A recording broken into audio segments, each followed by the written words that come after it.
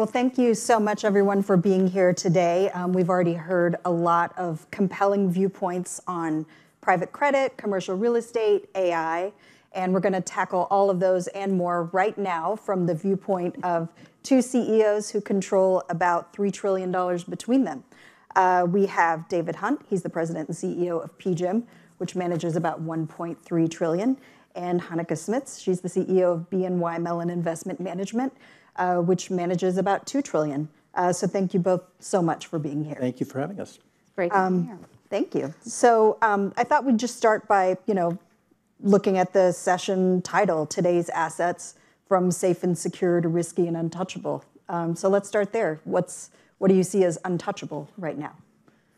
Shall I kick off? Sure, go right ahead. I think, first of all, it's all about context, right? So we're sort of entering what we consider to be a new normal, higher rate environment. And I think historians in decades to come will look actually back on the previous sort of decade and a half and realize that was actually not a sort of normal environment of very low rates and the quantitative easing, which had a real impact on valuations of equities in particular, and also of yields that were very, very low on bonds. So I think the environment that we're entering will be more attractive for bonds. You're going to see yields, and we've already seen that increase. We expect greater interest in fixed income. And we actually also think that equities will be priced more appropriately because they will be priced based on their earnings outlooks rather than being underpinned by the supply of money. So when you sort of say what is untouchable, look, we would say in any type of environment, you're always going to find a particular security in a particular asset class that is a security you don't want to touch. But that is why for us as an active manager, it's really important to highlight the importance of research that our investment firms conduct, both on equities as well as fixed income. So from an asset class perspective, we wouldn't say that there are untouchable asset classes, but within it, it is going to be about nuance. So in equities, it's more likely about value than growth. But again, in growth, if you target it well, you can still find growth companies. David? So I'd add a couple of points maybe to the context, because I do think that we all suffer massively from kind of home country bias. And it's very hard to generalize around the world. We're in very different places in different countries. I just spent, in April, 2 weeks in Asia. And, Japan has just actually put its head above the parapet with a little inflation, and they couldn't be happier about it. Actually, they've got a little bit of growth, and you've never seen people so excited. And China is actually disappointing to the downside, and actually, I think, really having some difficult times getting their growth engine started. Europe, I spent a week there just a week before last, and at least by our measures, is probably now in a mild recession already. The UK struggling. And then you come to the U.S., which I know everybody loves to cover, but it's a completely different situation where you actually have a government that has pumped far more money, I think, than people realize into the economy. We think there's still more than $1 trillion of excess savings that are sitting there. Consumer spending continues to be very strong.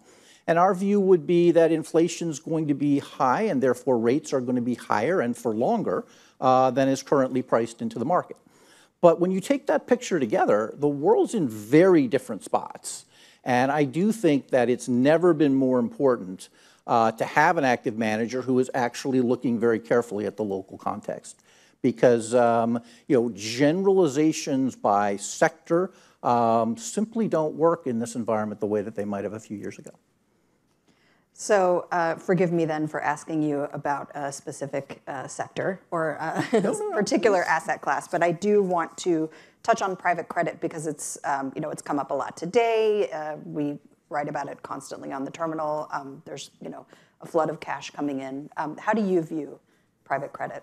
So I think private credit is an interesting asset class, and certainly with what we've seen in the recent environment with the banking crisis and the conditions for banks tightening, there's been a surge of demand for private credit. I don't think that there is yet a bubble or froth emerging, but it always depends, of course, always where you are, whether you're on the buy side or how much exposure you have to assets that, or to loans that you've already extended. Default rates are still relatively low. Certainly when you look at that on historic levels, we do expect them to go up, but not by as much as might have been predicted. And when you look at the size of private credit, while it has trebled over sort of the last decade, the pool is sort of on par with high yield and is not inconsistent with what we think right now is needed in the environment, with some retrenchments on the part of the banks. Mm-hmm. So David, you're firmly... So I would just broaden the question a little bit to private assets. So at PGIM, we manage about $300 billion in private alternatives overall. That's certainly a large real estate business. We're the third largest real estate investor in the world. But it's also a big private credit business. So we have about $100 billion in private credit, and that's been our fastest growing asset class for sure.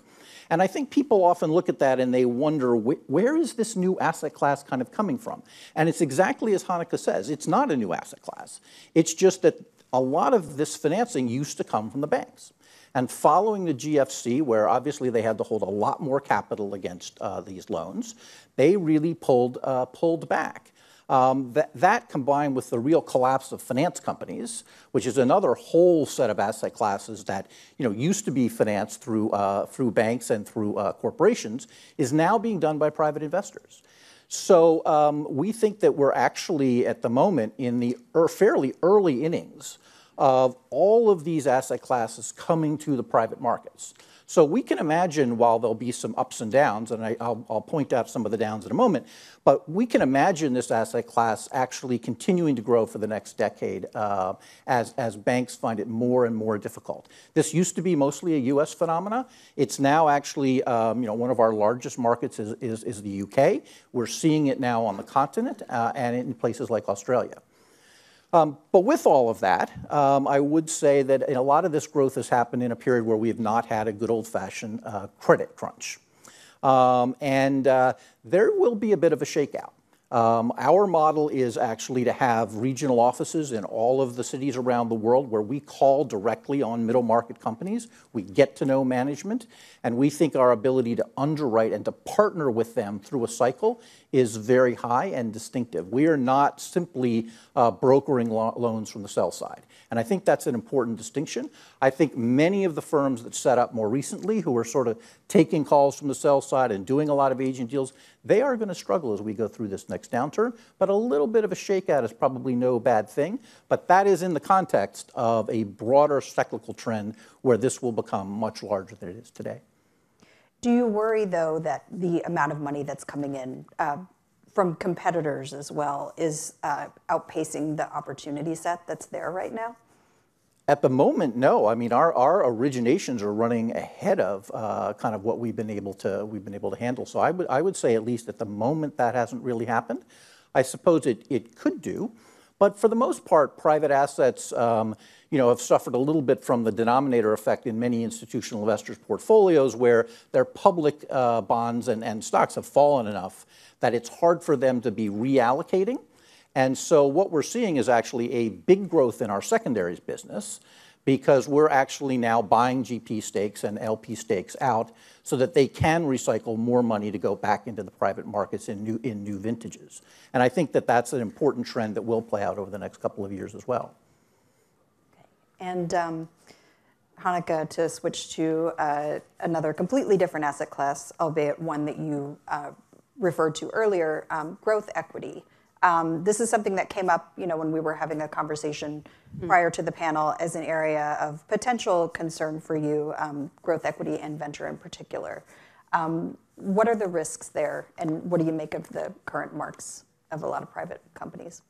So I think when you look, so again, it's all about context, right? So when you look at the current macroeconomic outlook and the cost of the rise in the cost of capital, the collapse of Silicon Valley Bank and some of the other regional banks, which are very important to the VC and growth equity infrastructure, I think that asset class does face some headwinds. Now, notwithstanding that, I think we need to keep in mind that those portfolios are still relatively small as part of institutional and retail portfolios, right?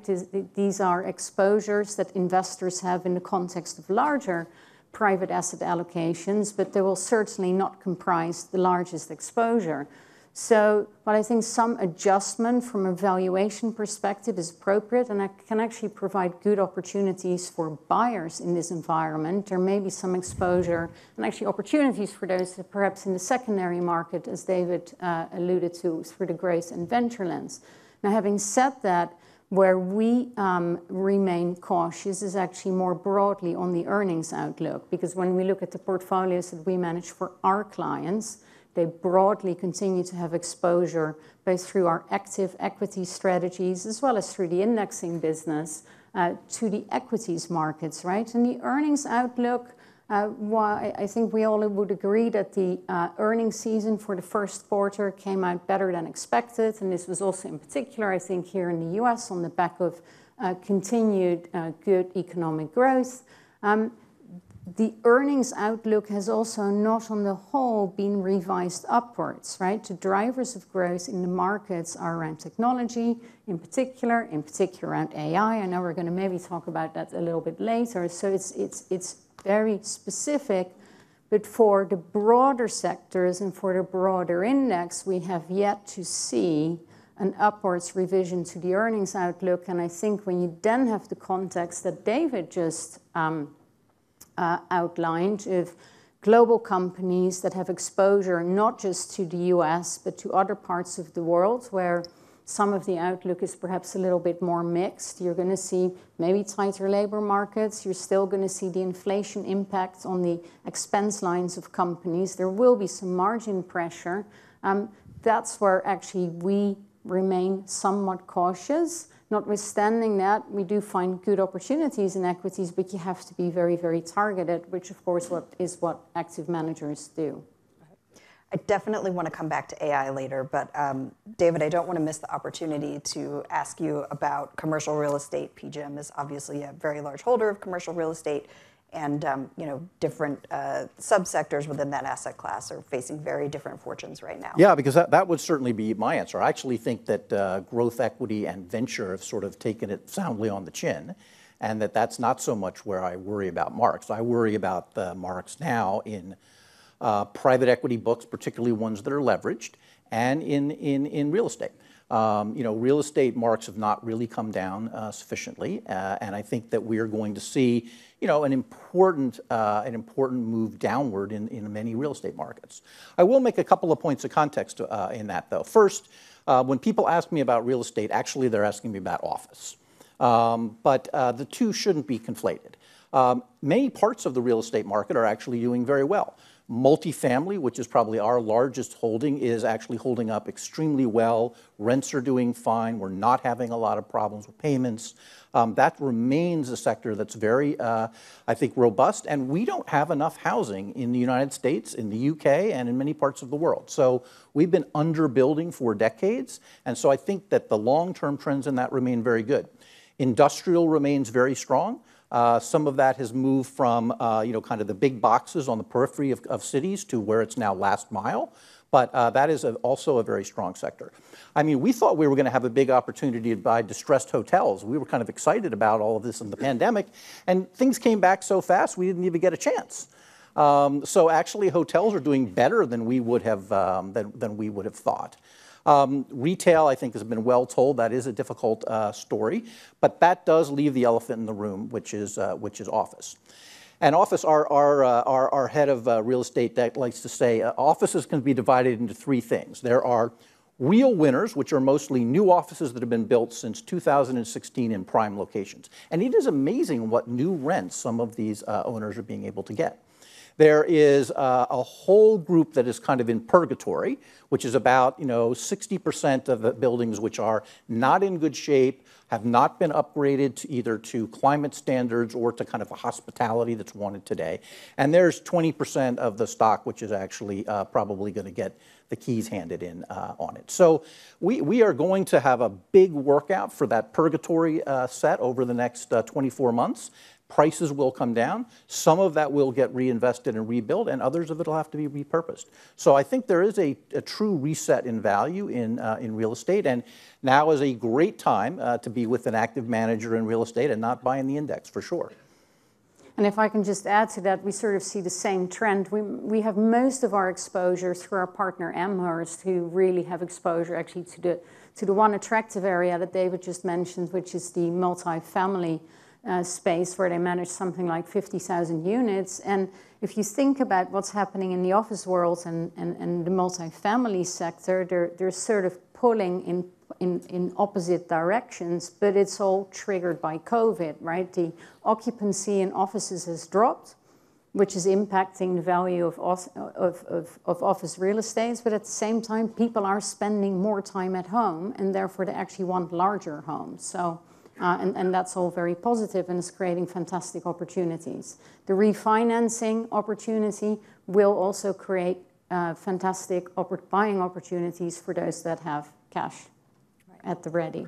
Right. David, I do want to come back to your earlier remarks on private equity and your concerns there. Can you elaborate a little bit on that? Well, I think that it's no secret that a lot of the attractiveness of private equity over the last decade has been low rates and the ability to finance a lot of these companies at very low, and in some cases almost negative rates. Now, with much higher rates, that becomes a harder trick. Now, many private equity firms have managed themselves with relatively low levels of leverage and have focused much more on operational excellence of the companies that they buy, and I think that will carry on to be just fine. So I'm not calling for somehow a great decline in the returns in private equity, but I do think there are a variety of new players, and it's amazing how many new players have come into private equity who I think haven't had the experience of operations, who have been relying on a lot of leverage. As that stuff comes due, I think that's going to be very hard, and I think those marks will start to come through in the next year on those books, for sure. Great. Hanneke, do you have thoughts on private equity? No, not as much. No, I think David summarized it well. Great. Well, then I will, as promised, come back to AI then, which I know we have heard lots of different viewpoints on it today. Some people think it's, or the hype is getting ahead of the reality of the technology. Other people think it's potentially as transformative of the internet as the internet. Yeah. Where do you stand? So AI is already meaning so many things, right? As you say, on one level, it can be hyperbole and it can indicate froth in the markets. To some extent, it brought me back to sort of the late 90s, right, when we were all talking about the internet, and actually where you were making money was in the picks and shovels, but not like selling eyeballs. And the other analogy that it brought back in my head was every time I would come here, it was, of course, you always knew there was real froth in the market when you were a yellow cab driver at the time, not your Uber driver that we have today, would ask you about which internet company to invest in. So I haven't been asked yet by an Uber driver what AI stock will happen soon. I would be investing in. But so I think there's real opportunity to be had actually in the equivalent of picks and shovels, as we're already seeing in really the advance of certain companies. NVIDIA comes to mind, for example, in the AI space. But what is really, I think, the interesting story is how we are using AI in our own environments, right? Both as an investment theme, but also how we use it in our business. At BNY Mellon, we have actually at the broader enterprise level established a digital R&D hub in Dublin to look at how we can look at document automation and analysis, or how we can use predictive analytics, all for internal use, but also for our clients. We're looking at how we can use natural language processing as an aid into the investment research process. So it covers multiple strands. I don't think we're at a time yet where it will replace the human in the investment process, but it can certainly augment. I think it actually has the potential to make a lot of the jobs fundamentally more interesting. I mean, we absolutely have what we call kind of sandbox experiments, because we still want to be very careful. We don't want to train a large language model on our data to find that it all of a sudden sort of escapes out the back door, right? So we're very careful and very kind of controlled about how we use it. But nevertheless, the ability to take rote tasks, of which we have many in the asset management business, and really automate that extremely quickly, and therefore turn the job of the credit analyst into much more one of problem solving and analysis instead of spreadsheeting, I think is really exciting. And so I'm not one of these people that thinks there'll be many, many less jobs, but I do think, at least for our industry, it will be the jobs that we have will have kind of moved up and be more interesting than they are now. And I think that's very exciting. So we're actively experimenting with it, and I expect it'll be more and more a part of our business as we go forward. Right. Well, I am afraid that we're going to have to leave it there as we're out of time. I feel like I could ask you each so many more questions, but thank you so much for that. Well, thank you for having us. Appreciate it. Great to be here.